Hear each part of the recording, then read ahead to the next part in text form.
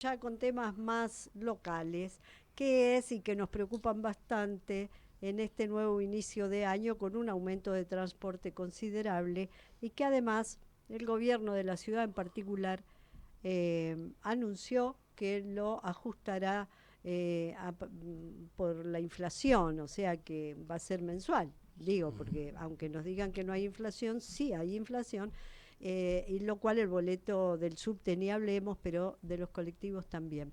Estamos en comunicación con Diego Giuliano, él fue ex ministro de Transporte de la Nación Claro. de la gestión anterior y ahora es diputado nacional y ya le damos la bienvenida. ¿Cómo le va, Giuliano? Aquí le habla Vivian Elem, con Rodolfo Colangelo y Jorge Benedetti. ¿Cómo está usted? ¿Cómo le va, Vivian, Rodolfo, el equipo? Un gusto grande siempre saludarlos.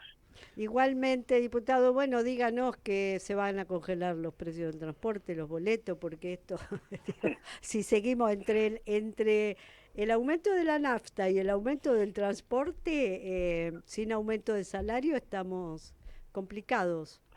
Y eso sí que es una contradicción enorme, ¿no? Porque cuando una variable avanza de una manera tan pronunciada y luego, por otro lado, el ingreso se congela, y eso significa que el ingreso pierde poder adquisitivo y de esa manera hay una mayor afectación para las familias, para los trabajadores, las trabajadoras. El transporte público en general no es usado para otra cosa que para trabajar, para ir a estudiar, para moverse por necesidad comercial, incluso en la ciudad o en el ámbito que corresponda, ¿no? Y es muy difícil que alguien salga a pasear en transporte público. Puede ir a algún lugar o a otro, pero no es una cuestión de ocio, es una cuestión de necesidad. Por eso tiene una gran rentabilidad social el transporte, y hay varias cosas para debatir en este tema de los aumentos. El aumento no solamente que tiene que ver con el IPC, que en algún momento nosotros hemos tenido ese criterio digamos, de que el IPC sea una referencia, pero luego planteamos claramente que no podía ser solamente el IPC, porque el IPC trata varias cuestiones de la canasta que no están vinculados al costo específico del transporte, que es el combustible, el neumático, el salario, la organización empresarial, los seguros, los costos. Esos son los costos del transporte. El precio del tomate o en este caso, la indumentaria no tiene que ver específicamente con el transporte. Entonces, decíamos siempre de tener una mayor especificidad, especialidad. Y además acá le agregan el 2 puntos más de manera caprichosa, ¿no? Es IPC más 2 puntos. ¿Por qué 2 puntos? Claro. Porque me piace, ¿no? Porque me gusta, Claro. porque me parece bien. Y eso me parece que es un desajuste. Mm.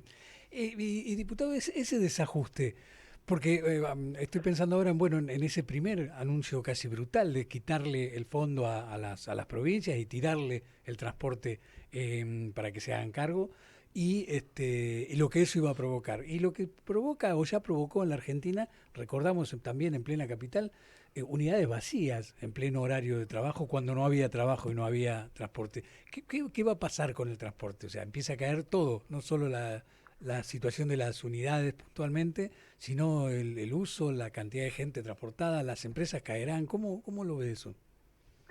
Mire, hay otro tema que es importante considerar, y Mm. esto tiene que ver también con el área metropolitana de Buenos Aires. Hacer variaciones tarifarias, porque usted puede discutir, como lo discutimos nosotros en nuestra gestión, si hay micros que deben estar en la jurisdicción de la ciudad de Buenos Aires, que la verdad que después de que luchamos muchos años con eso, ahora termina el jefe de la ciudad de Buenos Aires aceptando por primera vez hacerse cargo de su medio de transporte, algo que negó durante el gobierno anterior y el anterior y el anterior, nunca Ujú. quisieron hacerse cargo. Ahora Sí. se hicieron cargo, yo creo que en una situación de despojo muy grande que tiene el federalismo argentino, incluso la ciudad autónoma de Buenos Aires, ¿no? En este Ujú. sentido. Pero bueno, se hacen cargo. Ahora, usted no puede hacer variaciones tarifarias en una metrópoli. Tiene que tener cierto equilibrio, cierta organización. Por eso hay una agencia metropolitana que debería funcionar ahora sí. Ahora sí que Buenos Aires ciudad dice que se va a hacer cargo de su transporte, la verdad que debería Claro. la agencia metropolitana tener mayor protagonismo, porque estos aumentos se dan en un ámbito y luego funcionan como competencia desleal en otras líneas que no son las de la Ciudad de Buenos Aires y que también transitan por la Ciudad de Buenos Aires. Digo, a lo mejor es un tema técnico, pero es fundamental que se mantenga una cuestión de equilibrio y que un colectivo que usted se toma a lo mejor en el AMBA para ir a la Ciudad de Buenos Aires o al revés, que no sea uno o el otro distinto en tarifa tan diferente.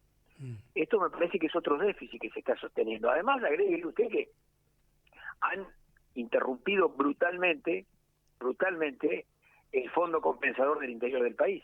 Claro. Hace un año y ya 2 meses casi que no reciben un centavo de transferencias del transporte. Ahora usted me dice, mire, cuando nosotros gobernábamos nos planteaban si estaba bien o mal, si era mucho o poco. Y la verdad que era una discusión bastante fuerte que dábamos. Ahora que es cero, la verdad que no escucho igual a algunos actores que antes levantaban la voz hacerlo. Con una aclaración que quiero hacer. La provincia de Buenos Aires se hizo cargo de su transporte desde el primer día. El 91% del transporte está compensado por la provincia de Buenos Aires en el ámbito de su jurisdicción. Entonces, hay un desequilibrio y esto se va a empezar a notar claramente en la baja del servicio, en las frecuencias que se reducen, en la seguridad que empieza a flaquear, y seguro que también eso va a repercutir en el beneficio del usuario, el que se sube al colectivo. Claro. Ahora, ¿qué tal? ¿Cómo le va, diputado? Rodolfo Colangelo lo saluda. ¿Cómo está? Sí, por favor.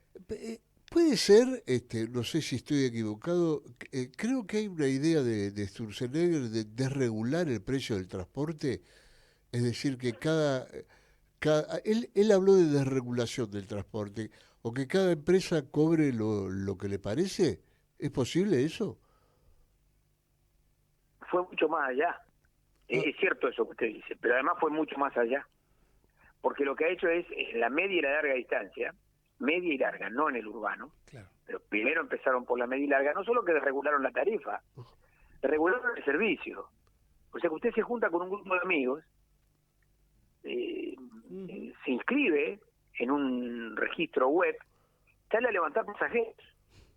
Es lo que parece muy divertido y que parece una gran oportunidad, porque decimos, salgamos todos a buscar pasajeros. Eso termina siempre al revés, termina que las empresas ya consolidadas, concentradas, se van a concentrar mucho, porque van a poner la tarifa reducida al máximo, hasta tanto usted, ese grupo de amigos, no le sea negocio salir a levantar pasajeros por cualquier lugar. Entonces, concentración por un lado y por otro lado, desconexión. ¿Por qué? Porque solamente se va a conectar a aquellos lugares que son competitivos comercialmente. Y la Argentina es un país muy grande, la ciudad de Buenos Aires es una ciudad grande, el AMBA es enorme, requiere también de contactos con zonas que a lo mejor no son competitivas comerciales, pero que se compensaban con otras rutas que a través de una regulación razonable te podía hacer. Eso se rompió. Y se va a romper, este tema también desde el lado de la concentración y de la desconexión, como le estoy planteando. Diputado, aprovecho la cuestión política, para hablar de la cuestión política. Durante muchos meses se habló en los medios y en el análisis de lo que sucedía en el Parlamento o con los gobernadores, que era moneda de cambio, ¿no? Era, vamos a ir con el presupuesto, que en el presupuesto nos devuelvan los fondos coparticipables o no nos quiten, ¿no? ¿Cómo se imagina este año, donde encima hay elecciones? ¿Hay gobernadores que ya claudicaron en esos pedidos o que se van a poner mucho más firmes porque en realidad el gobierno no les dio nada? ¿Cómo imagina el 25? Mire, el hecho de que el Poder Ejecutivo, no la oposición, no los aliados, no los diputados o senadores que se denominan los dialoguistas o los conversadores con el gobierno, el gobierno directamente como tal suspendió el debate en la Comisión del Presupuesto y retiró la moción del presupuesto. Y eso, le diría yo, es una de las cuestiones más graves que nos está pasando a nivel institucional. A lo mejor uno dice, no hay presupuesto. Está pasando también en otros ámbitos. Pero en el caso de la Argentina, que debe ser el presupuesto, gran presupuesto regulador de las provincias, de los municipios, es el presupuesto madre. Y por segundo año consecutivo, un poder ejecutivo que no quiere presupuesto y se retira y lo retira, en vez de hacer el esfuerzo de consensuar, de dialogar. La verdad que estamos en una situación de la mayor inseguridad jurídica que yo recuerdo en la democracia, en el tema presupuestario. Es la mayor inseguridad jurídica, porque esto aumenta la arbitrariedad del presidente, que la verdad que como no tiene presupuesto, hace con las partidas lo que quiere, y le han encontrado esa vuelta. Alguien lo convenció de que está bueno no tener presupuesto porque eso aumenta la capacidad autoritaria del gobierno. Y la verdad que eso, en vez de ser un beneficio, es un enorme perjuicio a la corta y a la larga. Porque también quiebra lo que es la estabilidad institucional, porque nadie sabe bien qué es lo que hay del otro lado, y porque entonces pueden jugar a la escondida con los recursos, o pueden aumentarlos y bajarlos. De verdad, es muy grave lo que está sucediendo en ese sentido. Y no hay manera de solucionarlo, digamos, o sea, ¿cómo se puede evitar? El que lo tiene que llevar adelante lo retiró. Claro. Conferencia de prensa del señor Expert diciendo, Sí. no queremos hablar más de este tema, cerramos el debate. Sí. Nunca sucedió en la democracia. En la dictadura sí, claro. Nadie hablaba de nada, pero en la democracia nunca sucedió que por 2 años consecutivos, y en el caso el segundo año consecutivo, el propio gobierno retire, porque no quiere dialogar con los gobernadores, ni con los opositores, ni con los aliados. Porque, a ver, el PRO es aliado del gobierno, y el PRO gobierna también en algunas provincias y la ciudad de Buenos Aires. Ni con ellos. Por eso digo, una posición muy autoritaria que creo que los argentinos hoy les pasa, digamos, desapercibido a muchísima gente, pero que nos vamos a dar cuenta que estamos en el peor punto para mí, ¿no? En mi opinión, el peor punto de estabilidad institucional que yo me acuerde. Diputado, y bueno, teniendo en cuenta todo este panorama, digo, ya creo que no hay rubro, no hay tema en el que tratamos en lo que vamos a quedar con el peor momento de la situación. Digo, en función de futuro, porque la apertura de este programa era que somos optimistas, ¿no? Sí. Cómo se va a desarrollar políticamente, económica y socialmente el país después de las elecciones o en un futuro. ¿Qué se debe hacer con el transporte? Digo, ¿hay algún estudio? ¿Se está trabajando sobre el tema? Porque el proyecto de Milei o los proyectos neoliberales, para caracterizarlos de alguna manera, tienen que ver con las áreas que les interesa, y la verdad que hay otras que no, las economías regionales no les interesan. Entonces, ¿para qué queremos transporte? Ni trenes ni colectivo, con trenes a donde se necesite trasladar, y colectivo por el turismo, y paremos de contar, digo, porque hay una gran desconexión, como usted decía, de conexión en el país.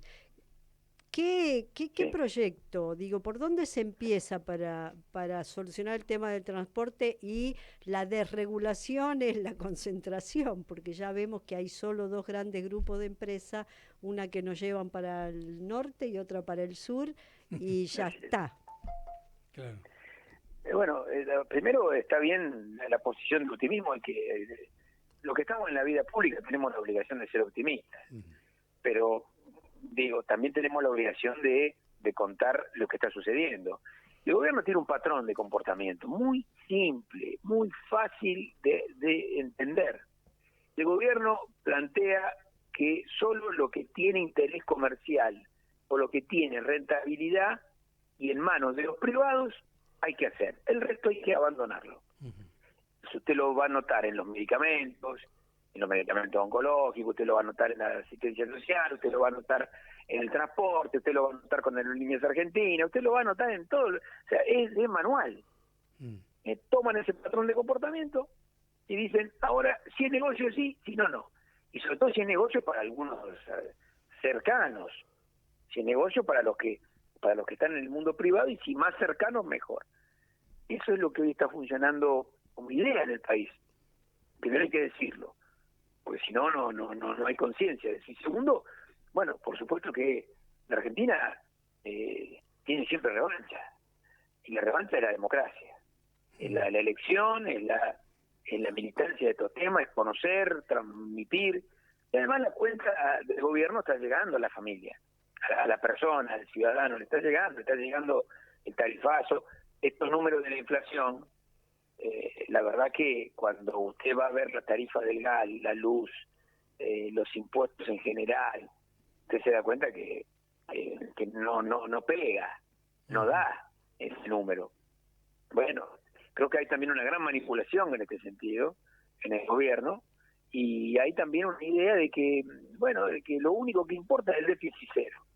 Y el déficit cero, como lo decía Sergio Massa hace unos días, el déficit cero es la paz de los cementerios. Claro. Es decir, es cuando, bueno, no hagamos más nada, usted en su casa puede tener déficit cero mañana. Pero mire, es de un día para el otro que usted tiene déficit cero. No paga más la luz, no paga más el gas, no le da de comer más a la familia. Claro. Se arregla como puede, déficit cero en casa. Ahora, claro, el daño social, en este caso familiar, que va a tener es enorme. Y para ese futuro cercano, ¿cómo labura la oposición? Digamos? ¿Cómo rescata a quienes se fueron para la derecha, votaron desilusionados o como sea? Aquella cuenta que había que en el 21 la intermedia se perdieron 4 millones de votos, que no se fue a la derecha pero que no votó. Ya, ¿cómo se vuelve a enamorar a toda esa gente con esta realidad?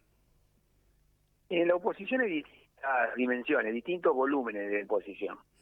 Hay una oposición más dura, más consolidada, que no quiere decir que sea rabiosa. Nosotros planteamos siempre una oposición propositiva, pero claramente estamos enfrente de esta política que acabamos sí, claro, de por lo menos manifestar. Después usted tiene una oposición más chicle, un chicle que se mastica todos los días y que se alarga, se acorta. Hay una oposición, digamos, muy blandita, muy acomodaticia a algunos intereses que son después muy claros de ver, se ve al instante. Un voto por una embajada, un voto por un lugar en una empresa del Estado. Claro. Bueno, eso la gente lo va a empezar a ver. Yo tengo esperanza de que la gente observe eso. Entonces, hay diferentes modelos de oposición o consistencias de oposición. Nosotros confiamos en que hay que ponerse bien enfrente de este modelo, de esta idea del país, y que nos parece que hay que sí hacer reformas, estamos de acuerdo, lo presentábamos en la campaña, como no lo vamos a decir ahora. Había que hacer reformas estructurales en la Argentina, había que hacer reformas estructurales. Había que hacerlo pagándolo con el salario, las jubilaciones, las pensiones de la gente, la salud de la gente. No había que hacerlo así. No había que hacerlo con la salud de la gente. No había que experimentar con la gente adentro. Había que generar una salida, un cambio estructural, pero completamente vinculado también a la comunidad, a lo solidario, y a ir mutando hacia un país que tenía que y tiene que despegar. Ahora, si creen que el país va a despegar con, digamos, cobrándosela a los jubilados, a los pensionados, a los niños, a los pobres, bueno, va a despegar, sí, un país va a despegar el que está volando en la finanza. El de Caputo, pero el de Caputo va a andar bárbaro. El de Caputo manejando el carretre y las finanzas. Ahora, el país real, el país de la producción, del trabajo, de la construcción, ese se queda en el piso. Y eso es lo que nosotros vamos a defender en el sentido de oponernos a un proyecto que no nos integra, no integra a nuestra gente, independientemente de a quién votó. Porque eso ya ahora es lo de menos. El tema no es a quién votaste. El tema es a quién vas a votar en el futuro si entendés que lo que te está pasando hoy te jode, ¿no? Sí, claro. Con todo respeto lo digo. Diputado, muchísimas gracias por atendernos. Muy bien, un saludo para ustedes y siempre a disposición. Siempre un gusto. Muchas gracias. No,